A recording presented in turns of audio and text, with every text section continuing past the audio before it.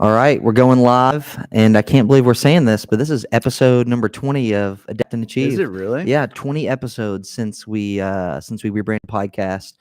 For those of you who don't know, it was the MuuvWell podcast, and then we did a little rebrand around it was probably early You of. kick me off. Just admit it. Yeah, we really wanted to get Kevin off. You just kicked me off. We needed Kevin off the podcast bad, and the only way to do it was to Totally rebrand it and just like change everything about it.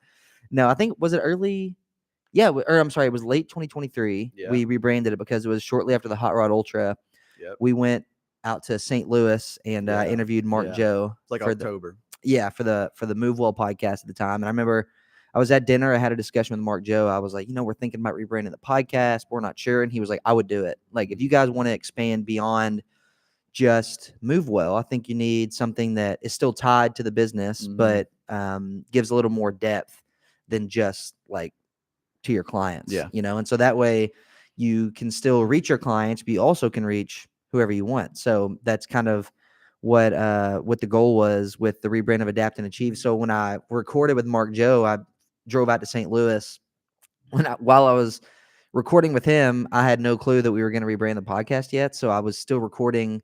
And I remember I introed it. I was like, welcome back to the podcast. Because I was like, there's a small chance I might totally change the name of this thing, pending Kevin's approval. And then when I got back to Bowling Green, he was like, go for it. Go for it. So, as you see, we got Kevin back in the house. I'm back, man. I keep coming back a little bit more too. Don't worry, guys. I'm not going to let him take it back. And I'm not asking to be on this. You're asking me. Yeah, so. That is true. So, the last probably month or month and a half, I've been doing a lot of like internal guests and like solo shows.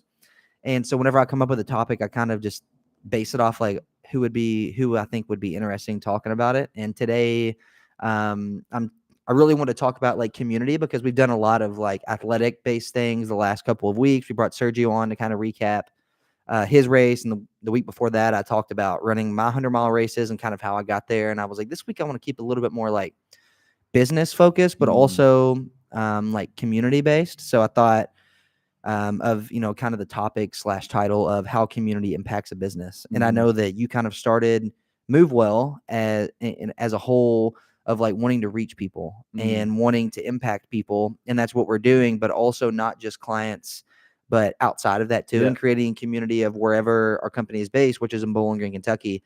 And when I got hired on December of 2022, MuuvWell started in 2020, right at COVID. And I got hired on December of 2022. I guess I was the fifth full-time person, fifth full-time person, the first marketing person. And my title is Director of Marketing and Creative Content, but really wanted to like kind of amplify the community feel. And it's been a lot of trial and error since then. But that's what's nice about having like a small team is we're able to constantly like work together and just spitball ideas off of each other. And really, like I said, just trial things out. And if it sticks, it sticks. And if not, then it doesn't. So I think that's what's been interesting from my perspective since starting in this role, is just kind of having a free reign to kind of do whatever you want. So the whole point of today is to kind of touch on what we've built and what we've experienced since I've come on, but also like since you started. So I really want to kick it over to you and just kind of get your perspective on when you first started MuuvWell. And just to give some context, MuuvWell is a corporate wellness company. So essentially companies use us to provide wellness to their employees through our app, and they get access to our team of physical therapists, dietitians, personal trainers. And really, it's not just physical. So, it's physical, it's nutritional, it's spiritual, and it's really just anything that makes somebody feel good about themselves and feel like they're becoming the best version of themselves. And when Kevin started this in 2020, he obviously had probably a very different vision of what it might look like now in a lot of ways. But I want you to touch on like when you first thought of MuuvWell, like how did you envision how people would see it, how they would feel, like what it would feel like to be a part of MuuvWell. And then we'll kind of just progress into what it looks like now. All right. Before we do that, though, I've been watching the last couple of podcasts, and you usually have a drink sponsor. Oh, I feel like you got to see, you've got the drink up. So, my God, talking about community, I think that's a good one. I meant to actually, before I got going, I meant to actually do that because me and Sergio kind of started this like unofficial sponsor joke, and so I meant to do that before I even got going. I cannot believe that. So today, our unofficial sponsor, the one and only, I don't know if you can kind of see it here, Spencer's Coffee. It's a local coffee shop And I probably at this point I get it at least 4 days a week. My wife and I will like let each other know like I'm getting coffee today, and 99% of the time it's always Spencer's Coffee for me. So today's unofficial sponsor, which means they don't pay us, we just like their stuff, is Spencer's Coffee. So thanks for the reminder there, Kevin. One other thing I want you to do before we get going. Okay. It's off camera right now, but Logan, talking about wellness, and it's not just physical. Yeah. Logan has taken a big wellness step this week and has got his first guitar.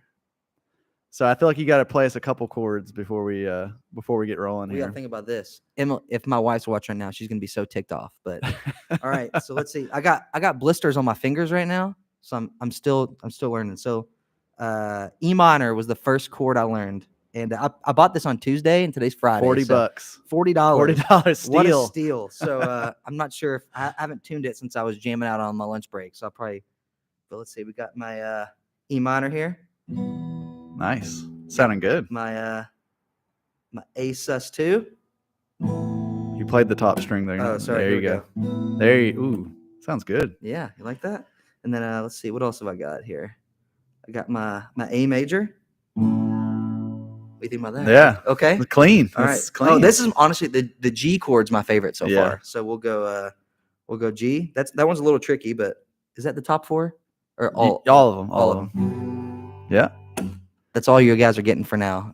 Next time I pull this out, maybe We're forming a band. It's either going to be called the Boiler Room or the Adam Street Boys. We're not sure. Yeah, I really like both. I kind of jokingly threw out the Adam Street Boys, and I was like, that kind of sounds cool. So we'll see. But anyways, back to the show. I wanted to acknowledge your big wellness win this week with the guitar, and also I didn't want to leave out a unofficial sponsor. Yeah, so. Thanks for that. Yeah. Great, two great points there, Kevin. I love that. The unofficial sponsor, I think, is a good little a good start to the show each time. What was my question? So I just wanted to ask when you started MuuvWell in 2020. Obviously you were in a totally different role at the time. So when you first started it, what was kind of your vision on how people, I guess, would perceive MuuvWell, or how you wanted people to feel a part of the community of MuuvWell? Maybe that was like a big picture at the time, but what did you envision? So when I first started, actually we were just called HealthWorks Kinesiology, so we weren't even MuuvWell. And so we started doing business as MuuvWell like a year later, maybe, or something like that. But I was like, my experience was in more like ergonomics and injury prevention and helping companies avoid injuries and improve their workstations and stuff like that, which we still do some of that stuff too. But it took me a long time to like start. Man, I could talk for like a whole hour. I know, on this. yeah. Gosh, it took me a while to start realizing like some of these passions I had in other areas could be blended into a product in a business.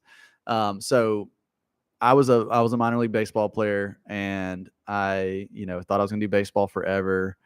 Thought I was going to coach baseball after that, and eventually God just made it apparent like that's not what I was supposed to do with my life, as hard as that was, because that's what I wanted to do. But I started reflecting as I started helping companies with injury prevention and ergonomics and that kind of stuff. I found myself getting much more interested also in the wellness realm of that. And like, okay, people are working really hard. They're going to, a lot of places I was at the time working at and helping were 12-hour shifts. One of them was doing 7 days a week, 12-hour shifts, 84 hours a week. So I just started thinking about the toll that takes on your body, but not only mentally or physically, but also mentally, it's tough. And I saw a lot of people just, and not only at work, but just in life, just going through the motions, and like not really sure what their purpose was or what their existence was, and really just not fully alive. And I started like, man, I want to create something that brings joy to people, but also helps them live more fully, and also makes sense for companies as well. And I'd done some wellness type stuff like stretching and stuff like that for companies, but you pop in, you do a stretching routine, you pop out. Right? Does that really help anybody? And I was working in physical therapy and was really paying attention to the relationship aspect of physical therapy with, I was a technician, but like how, my interaction with patients and how I talked to them and got to know them greatly improved their outcomes.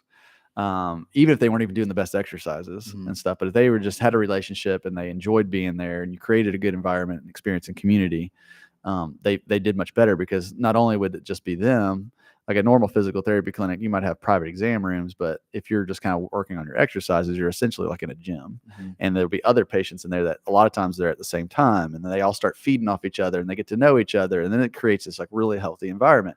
And I was like, man, how could I, recreate that environment, establish relationship with people, and encourage, not only healing, but also just human thriving, and get people excited about life. And then my baseball experience really was pivotal in that, because then I was thinking about when I was an athlete, I had access to all these people to help me. I had physical therapists, personal trainers, dietitians to help me perform better and to be the best athlete I could. And then I have over here people doing 84 hours a week, heavy work, and beating their bodies up, but they don't have access to any of that. And I'm like, well, why don't they have access to that? Well, they can't afford to have access to that. Only, celebrities or rich people or athletes have access to that stuff. So then I got really passionate about, okay, well, how can I create this relationship piece and access to people? And it started becoming pretty clear that it had to be through a mobile app. And that was kind of the vision of MuuvWell. And it was like, let's build a community around that helps people and encourages them. And I had no idea how to do any of that at all. I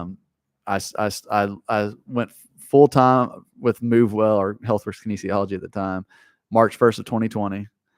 Had a baby on March 5th. March 12th, the world shut down.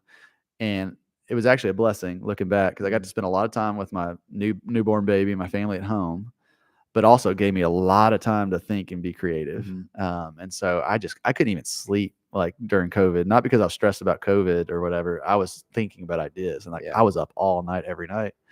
And just slowly but surely, MuuvWell just kind of started developing. We can get into all that story, but that was kind of the start of it. Yeah, I love that. And whenever you made the comment about you talking about when you were in a physical therapy clinic, and you talk about how part of the experience for the patients is like the treatment, obviously, but then the interaction. Like we have a team call every Friday, like an all hands meeting, and you made that comment today about as coaches and as employees of MuuvWell, and the experience that our clients get, like we obviously want them to be treated well and get the assistance they need in terms of their nutritional, physical, spiritual, or just their wellness needs. But also, like, the human interaction is what makes MuuvWell different, what makes us different. And you emphasize that today. Like when you worked in the clinic, you made that exact example. When you worked in the clinic, a lot of times, like, people just want that relationship aspect. And my mother-in-law is a physical therapist, and she works in a clinic. And a lot of times when she's treating her patients, it's in the gym. But I think a lot of times she'll tell us stories. But I talked to this patient today who, like, there was somebody who was trying to qualify for the Olympic trials, like 800 meters or something, and it's like you come across all these people. And I think part of creating a community is having that human interaction. And like you said, in the beginning, you realize how complex the services of MuuvWell could be, and you wanted them to be. And you knew that realistically, like, in order to provide all of that, it's likely going to have to be done through an app. And so that's kind of like the original idea was, like, okay, I want all of this. It's going to have to be done through an app. But then I'm assuming along the way, especially during COVID, you probably start plugging in different pieces of, like, okay, well, I want to do things in person. I want to have a social following. I want to do this. I want to do that. So what was the process like when you first started, I guess maybe when you got MuuvWell off the ground, or at what point did you start realizing like there's more to this than just the app? Almost right away, actually. So I this is embarrassing to say. So I guess, so I created the MuuvWell Instagram page in the hospital the day after our baby was born. I was sitting. I love this though. I love the story. So I guess the MuuvWell name came earlier than I thought. I just wasn't doing anything with it, but I literally, I was sitting next to my wife in where you deliver the baby, and now we'd already had the baby. It was like the next day, I think. But the postpartum room. Honestly, it may have been when she was in labor. I'm afraid to admit this, but I literally created the Instagram page then. Wow. So really early on, I was thinking about it. I guess right away. And I didn't even know how I'd never been on Instagram. I didn't know how it worked or anything. I think I had a page at the time. Actually, my brother kind of told me to create one, but I didn't really do anything with it. You just knew it was relevant. And I think I was running at the time. I was running, and he's like, "You need to make an Instagram page and try to get a following and stuff." And I was too afraid to even like post my face on it. So I'd never like done a video. I was nervous on camera. I couldn't have done this, that's for sure. But I knew like, okay, social media is important. And it actually became a lot of basis of our content that we create now, Yeah, even yeah. within the app. It's like we emulate a lot of the stuff you see on social kind of. But yeah, so obviously I was thinking about it then, and I didn't even really at that point, we didn't even have a product or anything. I was just like, okay, I need to create something that's, I don't know, that sounds a little cooler than Healthworks Kinesiology Yeah. or whatever, and create some kind of a community online. And then probably I remember being at home after the baby was born, and I started calling people to try to get ambassadors. Yeah. So Yeah. like Kevin Lashley and those guys Yeah. early on.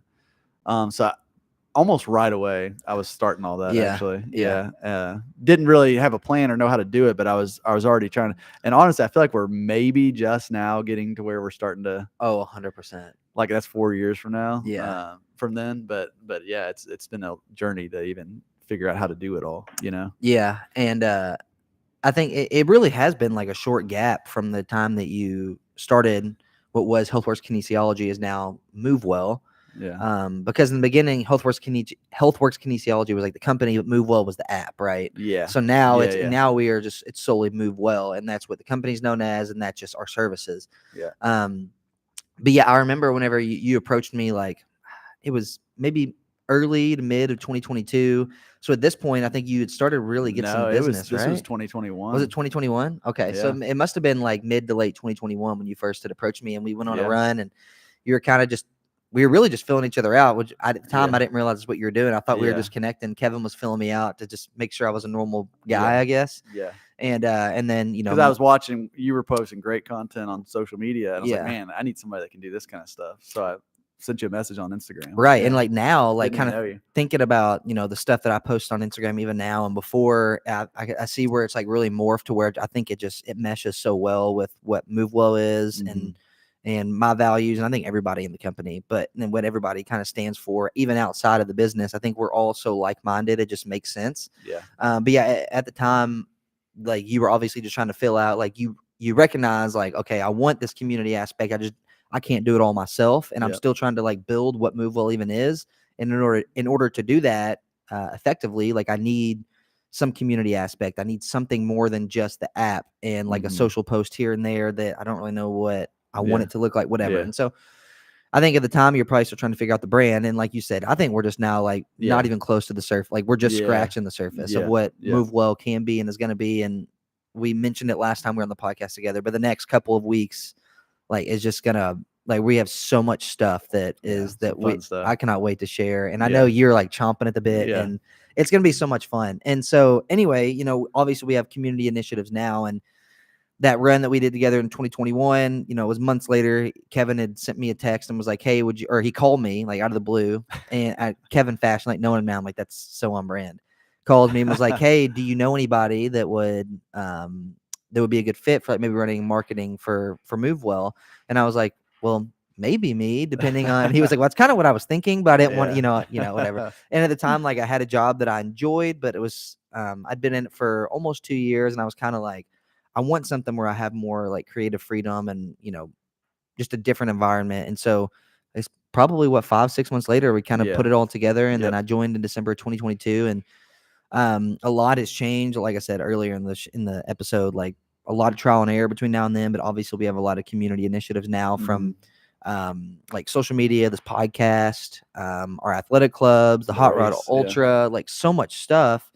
And I truly think it's like just scratching the surface, especially from like a brand standpoint, because Mhm. there's just so much that that we have probably in the tank that we haven't even are not even close Yeah. to letting out. Just I think we're about to have a lot. We're about to have a lot of just creativity like flying around the office, like bouncing off these walls that we're going to be able to put out and just try. But what I've learned, my first job out of college was with WKU Athletics, and my role was assistant director of marketing, but it's essentially just a lot of fan engagement, community engagement. And so just being creative and finding ways to like get people to show up was what a lot of my job was. Especially at, a non-Power 5 school, Power 5 conference school, it can be really challenging. And so I was so young at the time, I don't think I realized like how valuable that stuff was, and like how much more creative I probably could have been in the process. And then after I left there, I was at Spalding, which is a lot more of like a corporate setting, and more product focused and product development and trying to just like create something that's cool. And then now at MuuvWell, like kind of putting all that together, but understanding that it's way different than any other thing that I've done before, but realizing how important community has been most impactful here, because like we're trying to get people here physically and involved physically, but then also telehealth, if you want to call it that, or online essentially. And so trying to connect all the dots from social media to our app that we have to in Bowling Green here, on, like I said, on social media, like trying to get all of those together to make it work.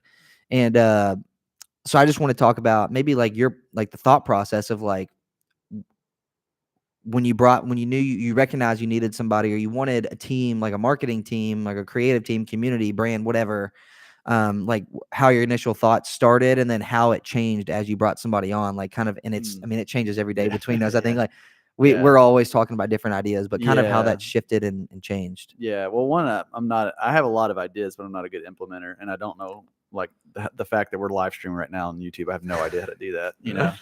So one, I needed somebody just to help with that stuff, but two, like, I think just recognizing, you know, like we've talked about cell phones on here, but everybody's on their phones. Yeah. You know, we kind of know the dangers of phones, but there's also great things with phones, right? I mean, there's great things about phones, and it can build community even virtually, you know?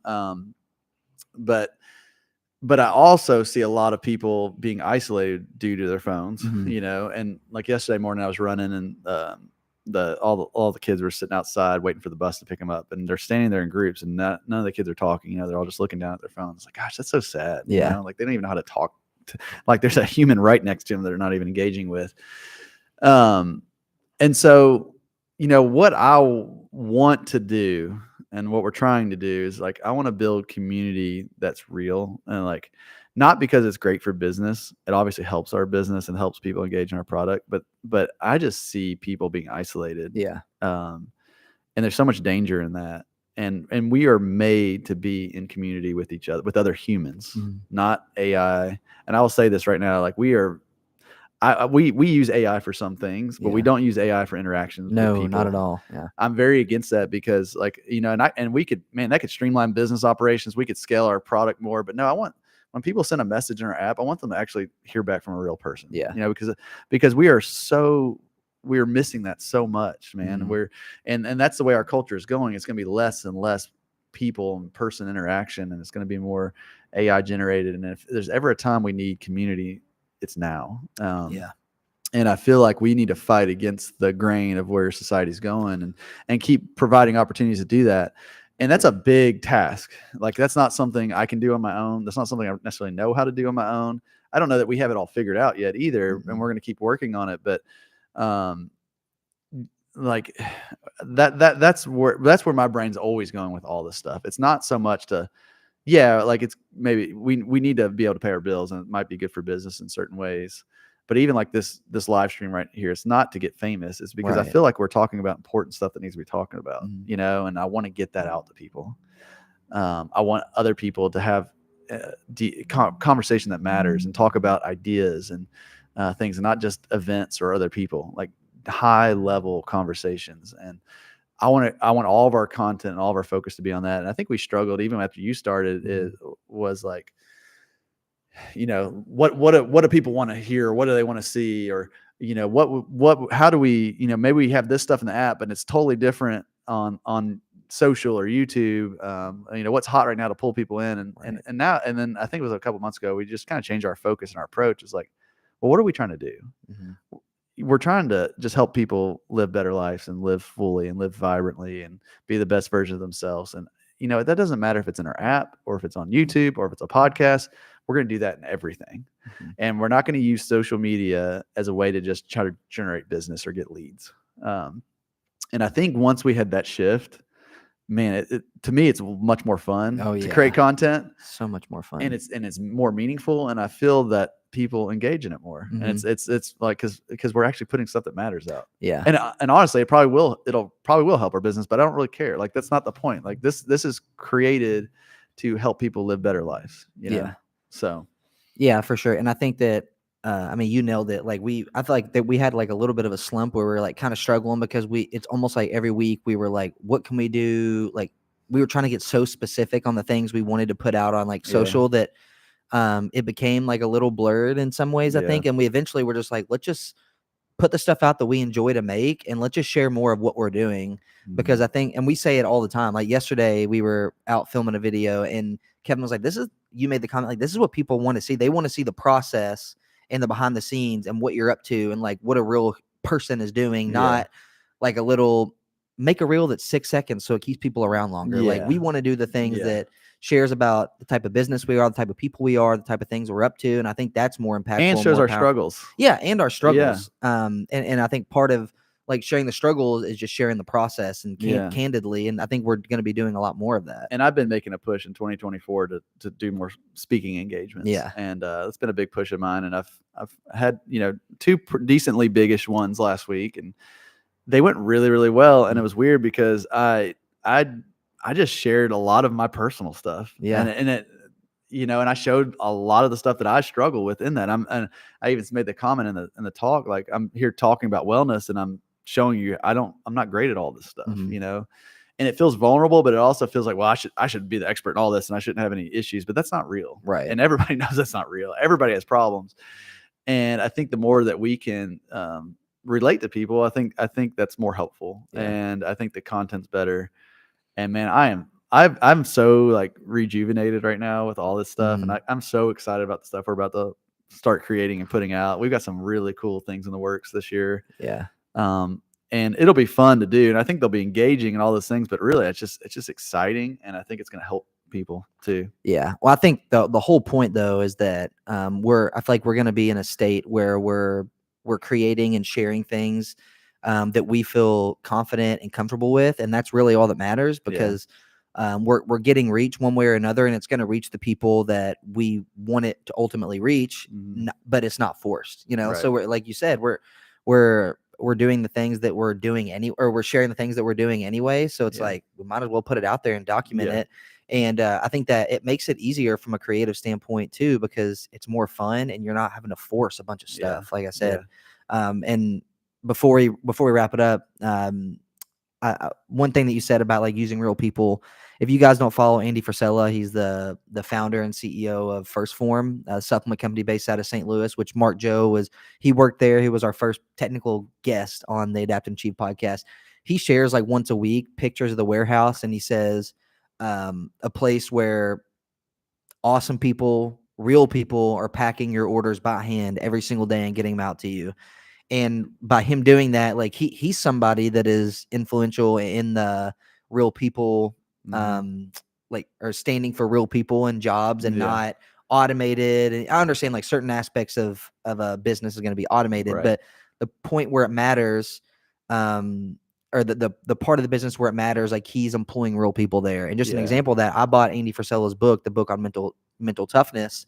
And that will probably be my next book that I read. I have like 2 or 3 books I'm trying to like get through. But in the book, when I bought it, one of the people who is employed by Andy wrote me a personal note by hand. I don't know if I shared that with you or not, but I'm blanking on the guy's name. I need to bring it in and let you see it. But yeah, he wrote a personal note and was like, basically said, Logan, thank you for supporting Andy and the brand. And we hope you find this valuable, blah, blah, blah. And then signed it his name. It was by hand. And it was on the order receipt, like the paper that prints out. Like he just flipped it over and wrote on the back. That's cool. And like that is so cool to me, and stuff like that is just so impactful. So but yeah, I think that's essentially what we're trying to do is just like show people that we're real people, and this is the struggles and the wins that we go through, and we're going to share it candidly. And then connect other people to people, you know, and build that community like you're talking about. It's so important, and we need that in our culture and our society today. People need support. They need real interaction. And when you have that, like that's when human thriving starts. 100%. So the goal was to make today a quick hit, a little, just basically just blab it all out, get it all out there. I think we were successful with that. So thank you if you're tuning in on the YouTube live stream. I guess this is like number 5 since we started. I think we kind of got it down now, and it's so much fun because this is another thing that makes us forces us to be more candid and just like share it on the spot, and however it goes, it goes. And today was a good one. So if you're watching, thank you. If you're listening on podcast, of course, thank you for supporting, for listening.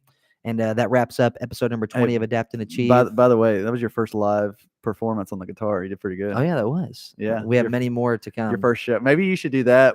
Drink sponsor, then play a song, like it's something you've learned every week. That's on the yeah. guitar. Maybe I should do that. Yeah. Yeah. I need to let these fingers get a little bit more callous. Then I'll start giving you guys the real There show. you go. Yeah, that's holding you back right now. Yeah, that's honestly the only thing that's keeping me from Yeah, I probably mean, signing a record deal. Pretty much those calluses are. Yeah. What you need. Once they form, I'll probably put my 2 weeks in here, honestly. So, anyway, thanks for tuning in, guys, and we'll catch you in the next one. Thanks.